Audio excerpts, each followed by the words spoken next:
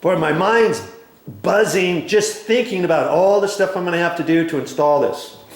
Okay, but I'm going to install it with this. Kaboom.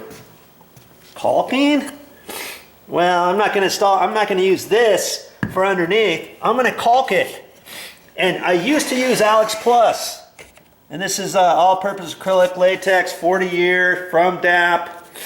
And I used to use this. I'm not going to use that. Well, I might use the rest of that container, but I went to the store and I just happened to set it in here. Let's see what I got. I've got this. This is still called Alex, and this is Painter's acrylic latex caulking. It's white, and I don't really care what color it is, because this is not going to go on the outside. This is going to go, and it's going to attach the baseboard up against, or it's going to attach the bull nose, the quarter round trim up against the baseboard. And the way I'm going to do that is, after I cut the baseboard, this is the part right here that's going up against the baseboard, right? That's the only bit. Boom, boom, boom, boom, boom. I'm just going to tap it, tap, tap, tap, tap, tap, tap, with the white caulking. Okay. In fact, this is the 3/4 inch. I'm using the 5/8, so it's even smaller. See? So I'm going to tap it on there. I'm going to have the piece cut, and then I'm going to leave it up against the base board, kind of like that, and then I'm going to tap it along here. Boom, boom, boom, boom, boom. And then I'm going to take it and I'm going to flip it up, and I'm going to push it right up against there like that. And that's the only thing that's going to attach this baseboard. Well, I keep calling it baseboard. I hope you know what I'm talking about, the quarter round. That's the only thing really that's going to attach it to here, pretty much. Ooh, look at that. I'm going to have to clean that little bit off to get it to go right up there. And then I'm going to put masking tape on that until it dries, okay? Then after it dries, I'm going to pull the masking tape off, and then I'm going to put caulking right on the top of that. Nice clear white bead of caulking along there. And that's going to help hold it too. That's going to get rid of any bit. I don't care how tight you put white against white, you're still going to see a tiny black line, no matter what. Okay? And for that, I'm not going to use this. This is white, but it's really called painter's caulking because it's paintable. And you put that on and then you paint over it, okay? And I ended up deciding to get that because that was like $1.78. The other stuff was like $2.78. Like this Alex Plus right here. Let's get this out here and let's just talk about this for a minute, okay? I was going to use this for all that underneath. Okay, this is the Alex 40 year, Alex Plus all-purpose acrylic, and this is white. They used to have one called Brilliant White. They don't have that at the store anymore. I'm not quite sure why. And you know, I always used to get this because I thought when it dried, it's still going to be white. Well, when this stuff dries, it dries and it gets kind of dry looking. It kind of has a tendency to yellow after a while, I've been noticing. And so if you want to use this, that's fine. You can use this as long as you know you caulk or you paint over this caulking. So if I'm painting over this caulking anyways, I thought, or in this instance, I'm not going to use this. I'm not going to use this in caulk because I'm not going to paint over it. Okay. And I thought, okay, I could use this to attach the quarter round to the wall. But why use this? This was like $1 more than this stuff over here. That stuff there was like $1 less. That's going to stick to the baseboard just as well. And so once that dries, I'm not going to use the Alex Plus. I'm not going to use this. Sorry about that. You failed me. You don't have the Brilliant White anymore. I can't find you anymore. And the white colors, discolors. If I were to use this on the top edge, after a while, it's not going to be Brilliant White. It's not going to be white anymore. It's going to have a tendency to flatten out, and it's not going to be a glossy color, and it's going to start discoloring. So I'm not going to do that. Well, I thought I would use this stuff here. This is Quick Seal Ultra. This is gloss white. And you use this kitchen, bath, and plumbing. You usually use this in the bathroom, in the kitchen, around your bathtub, around your sinks, around your toilets, and that kind of thing. Well, because this is gloss white, and it's really good, it's going to stay white way longer than Alex Plus. Okay, this happens to cost more. Yeah, it costs more. Everything costs more when you use something like this. This was like $6.48. They got other stuff kind of like this for $8 a tube. And I'm not gonna really need that much because it's just a thin white bead along the top of this quarter round. And mind you, the quarter round's going where all the baseboard is downstairs here. Okay. Fortunately for me, it's only downstairs. Okay, and of course it's in the bathroom too, but that's okay. That's okay. I can do it. That's why I got all this caulking. And you see, I got like five of these, and I got seven of the Alex 25 year. Okay, I don't know how much of that stuff I'm going to use, but I thought, hey, since I don't know, why don't I get plenty? Rather than trying to guess at it perfectly and then find out I'm one tube short and then I can't finish. I'd rather be 2 tubes too many because I'm always going to the Home Depot for something. So whatever I don't use, I'll take back. Okay, I've got this long here. Yeah, I've got a few things I'm going to have to move to get this all done. Look at this little room here. Look at this. Good grief. Jelly beanie. I'm gonna have to move all this stuff, but I'm gonna end up doing this last. And there's another thing. When you start doing your trim and stuff, I'm gonna try to use the longest pieces possible. Try not to piecemeal too many small pieces together. Now, in some areas, I'm not gonna need a full 8-foot piece. Maybe I need a 6-foot piece. And I use 3 or 4 6-foot pieces in different areas. And now I've got all these 2-foot pieces left. And maybe I don't have many walls that are 2 feet long, do I? Well, I can use the 2 feet pieces for little pieces around the outside corners, the inside corner over there, the outside corner. There's another outside corner over there. Here's another little short piece. See, I can use them for little short pieces. And where the refrigerator is, if I've got 2 pieces, I can get rid of those back behind the refrigerator and along the sidewall, can't I? Because nobody's ever going to see those. Okay, I've even got to do in here this little thing. So here's some small little pieces in there. If you've got a door, well, like in the bathroom, you know, if you've got some short pieces, you could put a joint back in there behind the toilet to get rid of some small pieces if you want it. And then I'm gonna. You know, this is going to be a storage closet anyways. And so for most of this, on this wall, on the back wall, on the other wall from there over to about here, I could put 2-foot piece, a 2-foot piece, a 1.5 piece, a 1.5 piece, a 2-foot piece, you see what I'm saying?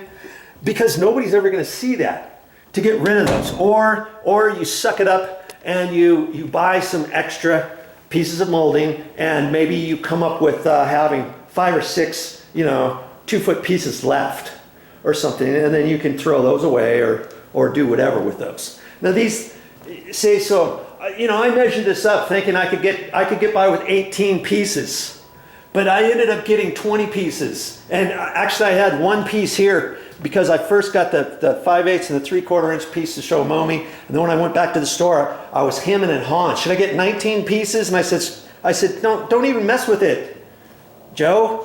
Go ahead and get 20 pieces. I got 20 pieces and I had 1 extra here. So I got 21 pieces. I got plenty to do all this, depending how many little short pieces I want. These pieces, they didn't cost that much. They were like $5.27 each for these, the 5/8 quarter round. And for some reason, the 3/4 was almost like $2 more. And they didn't, you know, that was so popular they didn't even have it in stock, but it was like $2 more. And that's why it was $2 more, because everybody buys that. They don't really buy the 5/8, the 1/2 inch, the 3/8, and that kind of thing. So, you know, I thought, hey, let's just go with the 5/8. That way the shoe is going to be not as big, not as overpowering for this type of baseboard. And incidentally, if you have 2-inch baseboard, 2.5 inch tall baseboard, maybe without the OG trim on the top, you know, kind of like this, maybe you might want to decide to use the 1/2 inch or something. And that all depends on a few other things, like how much do you have a gap? Now see, when they installed this flooring, a couple places they were short. See how they were short right up there? That's about 3/8 of an inch, a little less than 1/2 an inch. So if I wanted to use the 3/8, I wouldn't have been able to use 3/8, because if that gap is bigger than 3/8, my quarter round's not going to cover. So, you know, I was pretty sure the 5/8 was going to work really good. There was only one place where when the guy installed it, he asked me, hey, what kind of base are you going to install? Can I leave this? Because he installed this piece here, and it was tricky for him to install this, the flooring underneath the door jamb and the baseboard at the same time and all that. When he came over here, this wall wasn't exactly square with his line. And see how big his gap is over here? Right there. And I measured that, and it's like a 1/16 under 1/2 inch. And so I could have used 1/2 inch throughout this whole thing, but the 5/8 is going to cover that fine. And so that I wanted to double check that, make sure. And you know, there was a couple places, like, remember initially this floor from here that way was carpet, and so when I tore it out, when they had installed the baseboard, then the baseboard in a couple areas went up kind of high. Right over here it's sticking up a little bit higher than in the areas where they had the wood planking flooring. And so, you know, I was thinking, for that reason, I almost decided to get the 3/4 inch. Now see where the flooring is here? This floor is down, and we've got about 1/4 inch from here up to there, where when I put my 5/8 base, only 3/8 of an inch is going to be sticking on there with the caulking, right? But it'll work. It'll be fine. It'll be fine.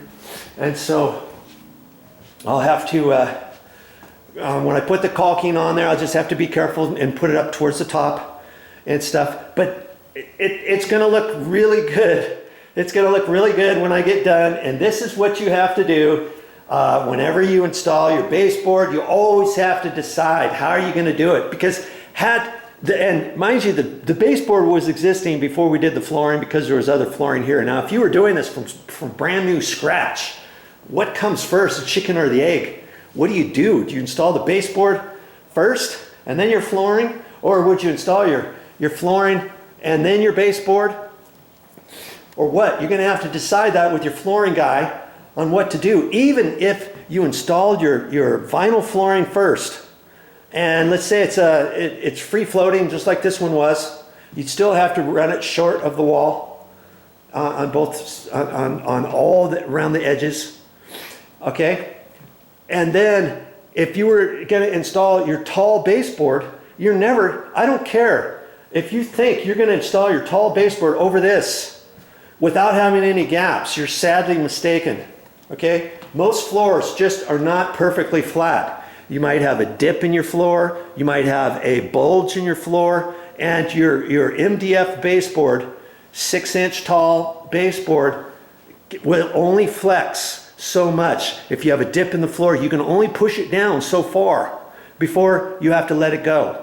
Or if there's a hump in your floor, or if there's a dip here and then it's straight, and then there's another dip and then it's straight, you know, what are you going to do? You're going to try to scribe it all in you know, that doesn't really work too well either. And so that's why a lot of times on hardwood floors, tile floors, linoleum floors, stone floors, all that kind of stuff, you always, well, not always, but almost always see the quarter round.